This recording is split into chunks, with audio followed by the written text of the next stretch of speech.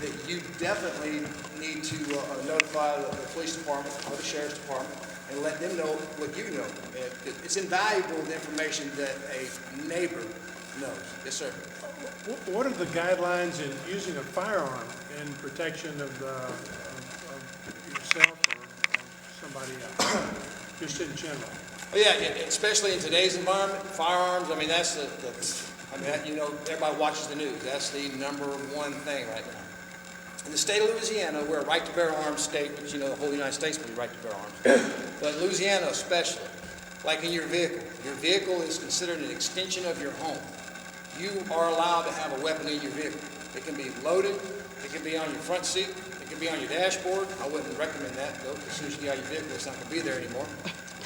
It can even be on your side. As long as it can even be on your side, even covered up with a shirt, as long as you're in your vehicle.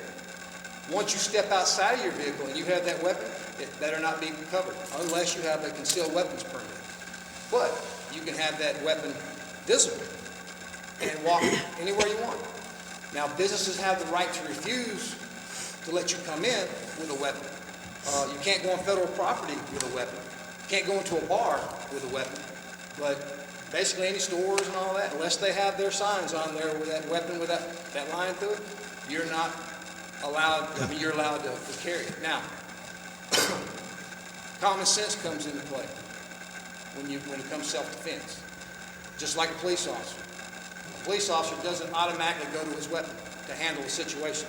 You've got an escalation of force that you use. You know, verbal, physical, mechanical, and then at the very end, when that officer or someone else's life is that officer perceives to be at risk, then he may have to take deadly force. The same thing with you as an individual. If you're men and women, we're supposed to be considered the same, but in reality, it's different. If you've got a 5-foot woman and I'm 6'3", and I'm right on top of her, and I'm telling her I'm fixing to choke her out or whatever, I would say that she would be in considerable fear for her life. And if she had a pistol on her and she shot me and killed me dead, I would say that she's good. But if me and Dr. Armstrong sitting here side by side and he tells me the same thing and I pull out and shoot him, I got problems. we got problems. You know? So it's a common sense type of thing. How do firearms relate to the neighborhood watch, though? The person patrolling there shouldn't be carrying a firearm, I would think. Correct.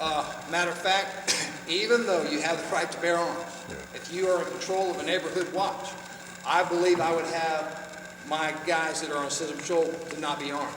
Simply because when a person's armed, they may be more apt to get into a situation that they normally would not. When in fact, at the whole beginning of this thing, they weren't supposed to get into a situation at all anyway.